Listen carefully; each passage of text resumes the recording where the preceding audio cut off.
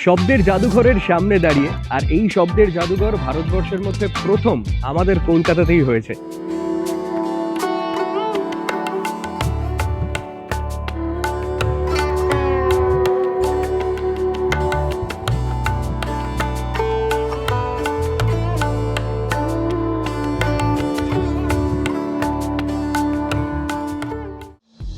আচ্ছা, এখনো অবধি হচ্ছে আপনার 15 অগস্ট পর্যন্ত এখানে টিকিট লাগবে না, ফ্রি আছে। কিন্তু তারপর মানে 15 অগস্ট থেকে এখানে আপনাকে টিকিটটা কেটেই ঢুকতে হবে, ঠিক আছে?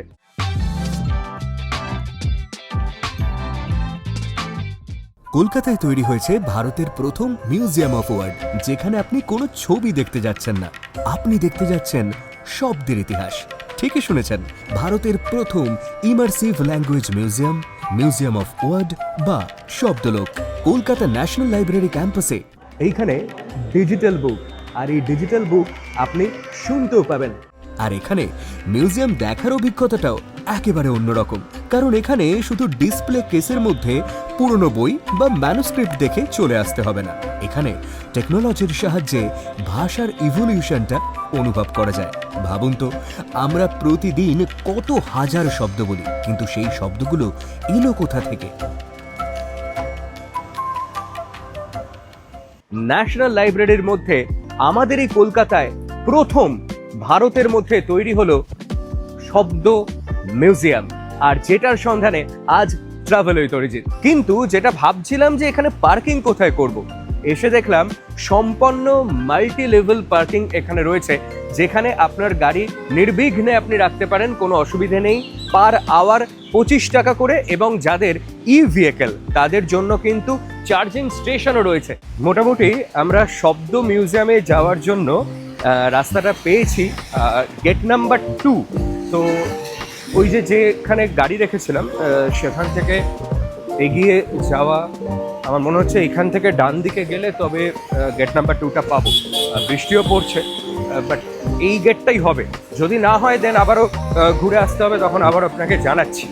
কিন্তু হ্যাঁ, সামনে দেখতে পেয়েছি ন্যাশনাল লাইব্রেরি লেখা, দেখি এটাই হতে পারে। একদম ঠিক দিকে এসেছি, গেট নাম্বার 2। আমরা যাচ্ছি এখন ওয়ার্ড মিউজিয়াম, শব্দ মিউজিয়ামে, এবং সেটা আমাদের ভারতে প্রথম তৈরি হয়েছে এই শব্দ মিউজিয়াম। বৃষ্টি পড়ছে, ছাতা ভেঙে গেছে, যা তো অবস্থা। আপনাকে একটু দেখিয়ে দিই যে এন্ট্রান্সটা। ইন্ডিয়ান লাইব্রেরি 2 নম্বর গেট দিয়ে ঢুকবেন, এবং একদম এই যে নিচে লেখা অতিথিশালা এবং শব্দের জাদুঘর, ডান দিকে এই রাস্তাটা আমাদের, এবং যেটা রিসেন্টলি অমিত শাহ উদ্বোধন করে গেছেন, আমাদের কেন্দ্রীয় মন্ত্রী, স্বরাষ্ট্রমন্ত্রী। এবং এইবার আমরা যাব হচ্ছে এই স্ট্রেট রাস্তা ধরে, অনেকটা হাঁটতে হবে। তো বহুদিন পর দৌড়ানো হচ্ছে, এই অভ্যাস তো চলে গেছে। বৃষ্টিতে যদি ছাতা ভেঙে যায়, এর থেকে খারাপ কি হতে পারে? জাস্ট কোনোভাবে মানে ঢুকছি, কারণ অনেকটা হাঁটা রয়েছে। এই হলো সেই শব্দের মিউজিয়ামের প্রবেশ পথ।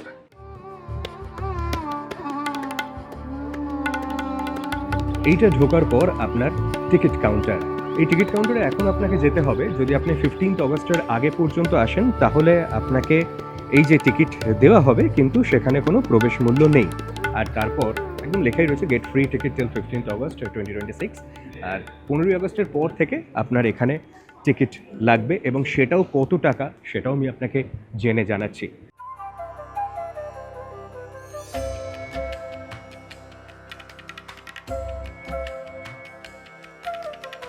মহাশূন্য থেকে ধ্বনির দিকে যাওয়া, আর সেই ধ্বনি তারপর রূপান্তরিত হলো শব্দে, এবং সেই শব্দ এখানে ভীষণ সুন্দর। দেখুন,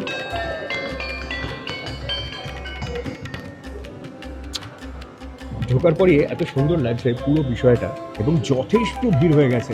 সবেমাত্র 1-1.5 সপ্তাহ এটা খুলেছে, ভীষণ রকম ভিড়। এবং আমি যদি একদম ওপরের দিকে দেখাই, প্রথম শব্দ, একদম প্রাথমিক শব্দ, সেই শব্দের দিকে আমরা প্রবেশ করছি। আপনি যখনই প্রবেশ করবেন, তখন একদম আপনার ডান দিকে দেখতে পাবেন শিব সূত্র, শব্দ থেকে ভাষা পর্যন্ত।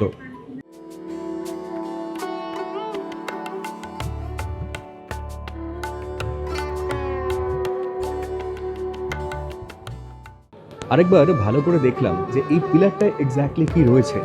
এখানে আমাদের যে বিভিন্ন রকমের ভাষা, সেই ভাষাগুলোর নাম লেখা রয়েছে। মৈথিলি, মারাঠি, তারপর সংস্কৃতম, এইভাবে বিভিন্ন ভাষা, তার নাম লেখা। আর সেখান থেকেই আমরা এই শব্দের মিউজিয়ামে প্রবেশ করছি, যেখানে দেখাচ্ছিলাম শিবসূত্র ফ্রম সাউন্ড টু ল্যাঙ্গুয়েজ। সেইখানে আপনি একদম নিচে দেখুন অডিওর সাইন করা আছে, সেইখানে আপনি দাঁড়িয়ে এই পুরো বিষয়টা শুনতে পাবেন, কারণ আপনার একদম মাথার উপরে এই সাউন্ড সিস্টেমটা রয়েছে, যেটা ডিটেইলিং করা রয়েছে যে শিবসূত্র শব্দ থেকে ভাষা পর্যন্ত তার যে বিস্তার, সেই বিস্তারটা। ভাষা এবং ইন্দ্রিয়র মধ্যে একটা অদ্ভুত যোগ স্থাপন আছে। এই ধরুন একটা আপেল, এই মুহূর্তে আমি তো হাতে ধরিনি, কিন্তু সেই আপেল সম্বন্ধে আমি সবটা জানি, সেই আপেল খেতে কেমন জানি, সেই আপেল দেখতে কেমন জানি, অথচ কিন্তু এই মুহূর্তে আপেল আমার সামনে নেই। আসলে আমরা যা দেখি, যা শুনি ভাষার মাধ্যমে, সেটাই আমাদের মস্তিষ্কে থেকে যায়, মস্তিষ্ক স্টোর করে। যেমন আপেল, এটা ভাবলেই আমরা বুঝতে পারি যে আপেল কি। ঠিক এইভাবেই শব্দ, ভাষা এবং আমাদের এই 5 ইন্দ্রিয় একসঙ্গে একটা সার্কেলের মধ্যে আবদ্ধ।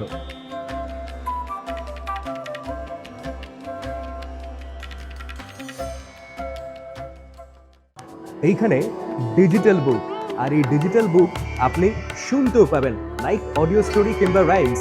এবং এটা কানে রাখুন, এখানে 3টে ভাষা রয়েছে, বাংলা, হিন্দি এবং ইংরেজি। আর এইখানে আমাদের সেই ঘুমপাড়ানি মাসি পিসি, ঘুমপাড়ানি মাসি পিসি, মোদের বাড়ি এসো, হাট নাই পালং নাই, চোখ পেতে বসো। আপনার বাড়ির খুদেটাকেও এখানে নিয়ে এসে আরামসে কিন্তু এগুলোর সঙ্গে অ্যাকাস্টম করাতে পারবেন। এবং তার সঙ্গে জাস্ট বইয়ের ডান দিকে একটা টাচ স্ক্রিন, সেখানে টাচ করলে পাতা বদলে যাচ্ছে, এবং এইখানে 3টে ডিজিট, বাংলা, হিন্দি, ইংরেজি, এবং এইখানে বাংলায় এখন যশোদা হরি পালনে ঝোলাবে।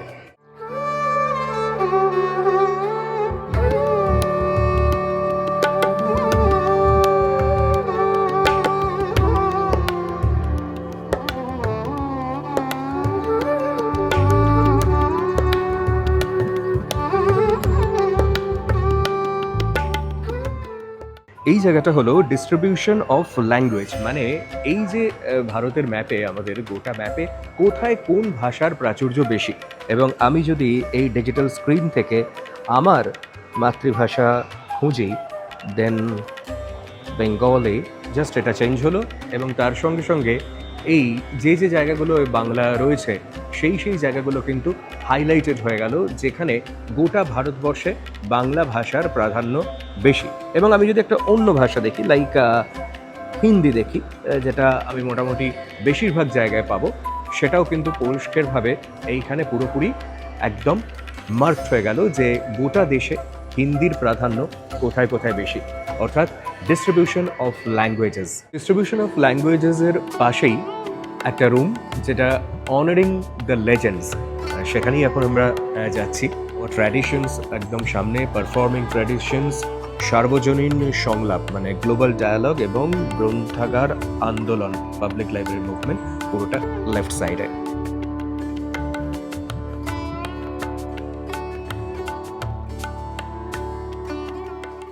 এটা হলো ভারতের শাস্ত্রীয় ভাষাসমূহ, ক্লাসিক্যাল ল্যাঙ্গুয়েজেস অফ ইন্ডিয়া, এবং এখানে অনেকগুলো স্লট রয়েছে এবং লেখাই রয়েছে যে স্লটগুলিতে রাখা যে কোনো একটা বই তুলে মাঝখানে রাখুন এবং তার গল্প জানুন। সো দ্যাট আমি যদি এটাকে সরাই এবং কৃত্তিবাস ওঝা এইটা যদি রাখলাম, চেঞ্জ হয়ে গেল।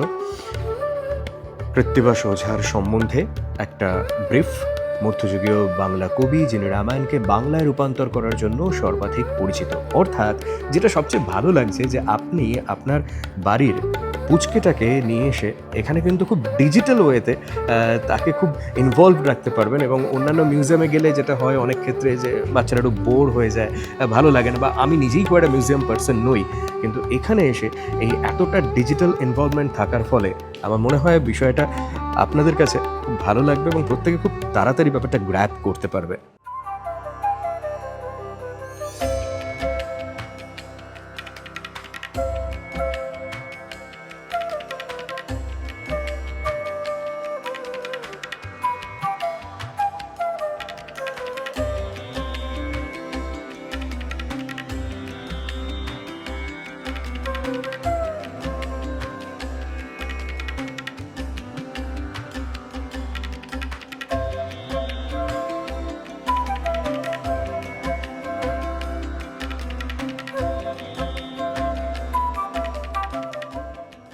একটু আগেই বলছিলাম না যে ডিজিটালি আপনি ভীষণ রকম এখানে ইনভলভড হবেন।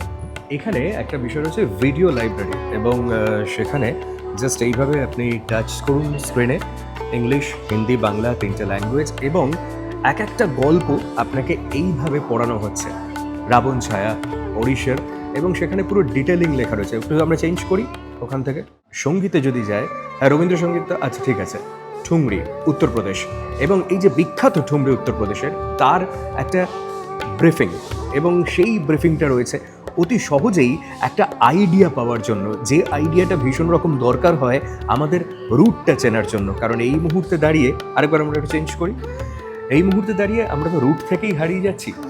রবীন্দ্রসঙ্গীত এবং সম্মেলন পশ্চিমবঙ্গ কি রয়েছে? রবীন্দ্রসঙ্গীত বলতে কবি এবং দার্শনিক রবীন্দ্রনাথ ঠাকুর রচিত বিপুল সংখ্যক গানের সমগ্রকে বোঝায়।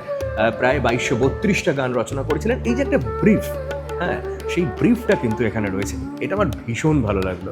এটা ওরাল ট্র্যাডিশনের মৌখিক পরম্পরা, যেখানে আমি প্রথমেই দেখতে পাচ্ছি আমাদের সেই ট্র্যাডিশন পশ্চিমবঙ্গের পুতুল নাচ, কেরালার পাভ কথাকলি, এবং যদি উত্তরপ্রদেশে যাই তাহলে সেটাই গুলাবো সিতাবো।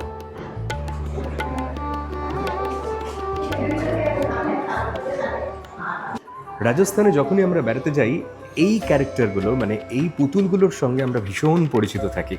রাস্তার ধারে অনেকেই খেলা দেখান, একদম সোনারকেল্লা যাওয়ার সময়তেও আমরা দেখতে পাই সেই কাঠপুতলে রাজস্থানের।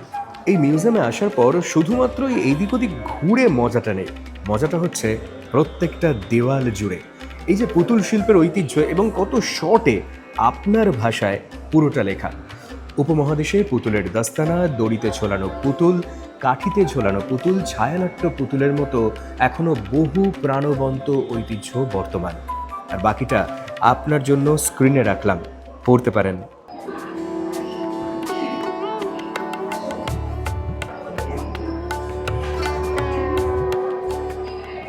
কোন প্রভিন্সে আমরা দেবতাকে কিভাবে ডাকি, মানে তাকে আহ্বান জানাই, তাকে গ্রিট করি, সেটাই রয়েছে এখানে। বিভিন্ন প্রভিন্সে কিভাবে আমরা কাউকে গ্রিট করি সেটাই এখানে রয়েছে স্ক্রিন জুড়ে। এই টিউনটা শুনলেই আমাদের প্রসার ভারতীর কথা মনে পড়ে, অল ইন্ডিয়া রেডিওর কথা মনে পড়ে, আর সেটাই এখানে রয়েছে। এখানে স্কেচিং রয়েছে বিভিন্ন রকমের। আমি যদি একটু হোম পেজে যাই, এখান থেকে আপনি হোমে গেলেন, হোমে গিয়ে স্পেসিফিক জায়গার বিভিন্ন রকমের সাউন্ড, আমি এইখানে একটা এখানে আচ্ছা এখানে একটা কুড়ে ঘর মতো দেখছি, এটা ক্লিক করি।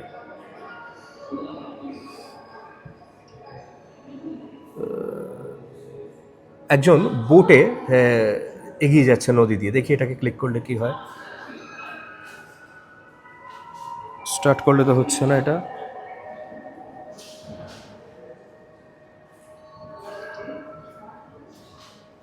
কোনো কারণে এটা হচ্ছে না। আমি যদি বাংলায় যাই, হ্যাঁ না,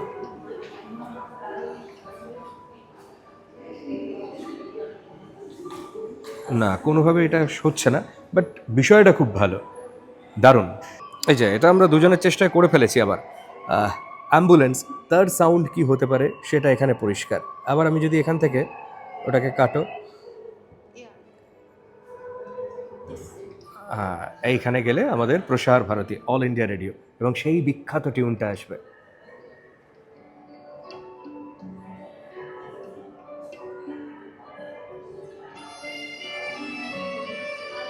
যেটার সঙ্গে আমরা প্রত্যেকটা বাঙালি পরিচিত, সেই রেডিওর সময় থেকে শুরু করে আজ পর্যন্ত।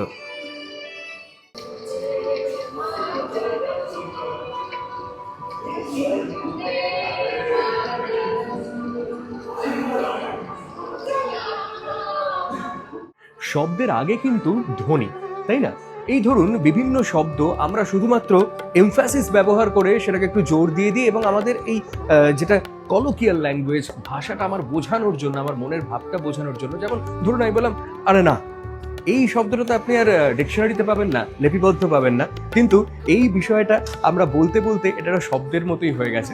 তাই এইটা আরও একবার এখানে এসে প্রমাণিত হয় যে সিরিয়াসলি শব্দের আগে ধ্বনি।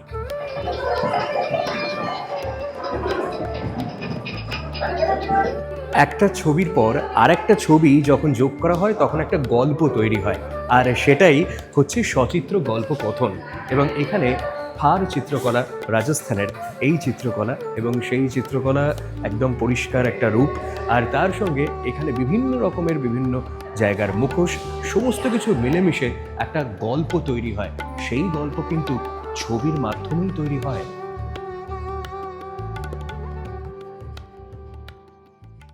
শব্দের কিন্তু কোনো ভিসা লাগে না, শব্দের কোনো পাসপোর্ট লাগে না, একমাত্র শব্দই কিন্তু আন্তর্জাতিক হতে পারে ভীষণ তাড়াতাড়ি। ধরুন আপনি বাঙালি, আমরা গেলাম অন্য কোনো একটা দেশে এবং সেখানে গিয়ে আমরা অনেকদিন বসবাস করলাম, আমাদের আশেপাশের মানুষজন আমাদের এই ভাষার সঙ্গে পরিচিত হতে শুরু করলো, ব্যাস ভাষা পৌঁছে গেল এখান থেকে সেখানে। এবং এভাবেই কিন্তু যুগের পর যুগ ধরে আমাদের সংস্কৃতি, যে কোনো প্রভিন্সের সংস্কৃতি একটা জায়গা থেকে অন্য জায়গায় যায়, অর্থাৎ শব্দের একটা আন্তর্জাতিকরণ ঘটে।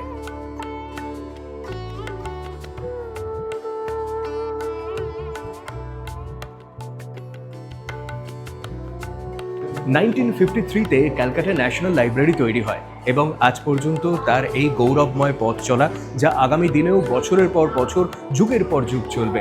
এবং সারা দেশ জুড়ে এই যে লাইব্রেরির মুভমেন্ট, সেইটা কিন্তু এই ঘরে এসে পাওয়া যায়। আর সেখান থেকে আজকে চলমান লাইব্রেরি সেটাও রয়েছে, কারণ লাইব্রেরি একটা বেসিক্যালি যে কোনো মানুষকে, একটা ছোট্ট পুঁচকেকে বড় হতে সাহায্য করে, এবং বড় হওয়ার সঙ্গে সঙ্গে যে বিষয়গুলো দরকার হয়, আমাদের সংস্কৃতিকে জানা, আমাদের রুটকে চেনা, সেটা একটা লাইব্রেরি ছাড়া কখনোই সম্ভবপর হতে পারে না। এই ধরুন, এই শব্দের জাদুঘরে এসে যখন এপিসোডটা এডিট করব, আপনাদেরকে দেখাবো, তখন তার তো একটা টাইম লাইন থাকে। ঠিক সেরকমই প্রত্যেকটা বিষয়ের কিন্তু টাইম লাইন থাকে, ভাষারও একটা টাইম লাইন আছে। আর এই যে একটা হিউজ জায়গাটায় বসে রয়েছি, এইখানে ভাষার টাইম লাইন কোথা থেকে শুরু আর তার কি বিবর্তন, সেটাই তুলে ধরা হয়েছে।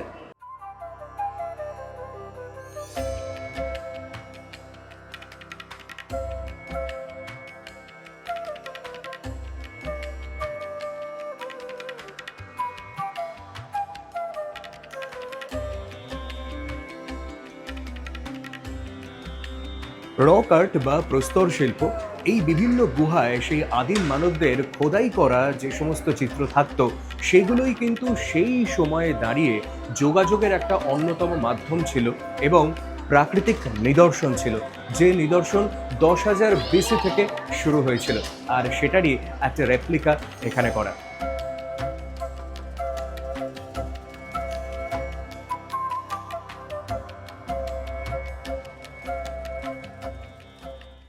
মানে এখানে আপনি ডিজিটালি একটা গুহাচিত্র করতে পারবেন। হ্যাঁ, এমনি তো আর গুহার মধ্যে যাওয়ার ওনার সৌভাগ্য হয়নি, তো সেই জন্য উনি এখন ডিজিটালি এটা করতে ব্যস্ত। বিরাট খুশি হয়েছে।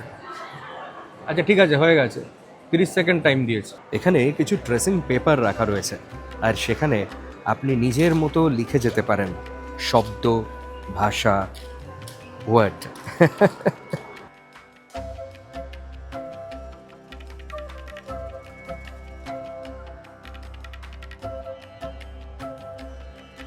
সেই প্রস্তর যুগ থেকে আস্তে আস্তে চেঞ্জ হতে হতে তালপাতার শিলালিপির পর একদম আমরা নতুন যুগে প্রবেশ করছি, লেখার মাধ্যম পরিবর্তন, এবং শুরুটা এই যে প্রিন্টিং মেশিন, সেখান থেকে মুদ্রণ, দোয়াত, কালি, স্লেট, সেই এখানে হয়তো অর্ডারটা সেই অর্থে মেনটেন নেই, কিন্তু পুরো বিষয়টা এসে শেষ হয়েছে আমাদের একদম ডিজিটালি।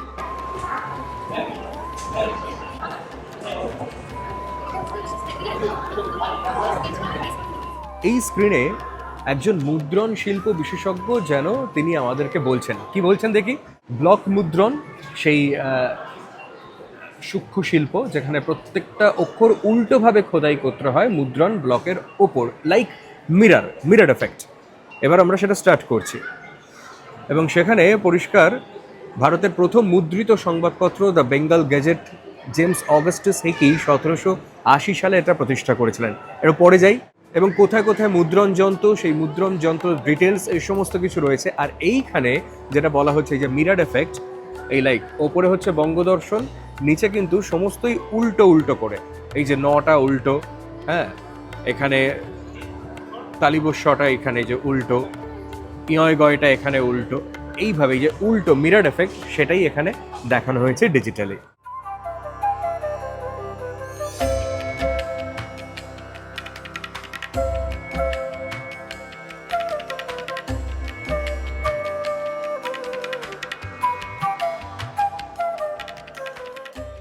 শব্দই ব্রহ্ম আর ভাষাই হচ্ছে আমাদের যোগাযোগের প্রধান মাধ্যম। তাই কলকাতার বুকে ভারতের প্রথম এই শব্দ মিউজিয়ামে আপনার একবার আসাটা জরুরি, কারণ এখানে আসার পর আপনার ভাবনাটাই বদলে যাবে এবং ডিজিটালি এই যে এত সুন্দরভাবে আপনাকে ইনভলভ করে রাখা হচ্ছে গোটা মিউজিয়াম জুড়ে, যেখানে আপনার বাড়ির পুচকে সদস্যটাও একদম বোর হবে না যে মিউজিয়ামে আসছে বলে। তাই ট্রাভেল উইথ অরিজিৎ আজ এই শব্দ মিউজিয়াম থেকে টাটা বাই বলছে। তবে আপনার যদি এই এপিসোড ভালো লেগে থাকে এবং এই নতুন একটা জায়গার সন্ধান পান, তাহলে অবশ্যই আপনার কাছের মানুষদের শেয়ার করুন আর আমাদের চ্যানেলটাকে একটু ভালোবাসা মানে সাবস্ক্রাইব করে দিন।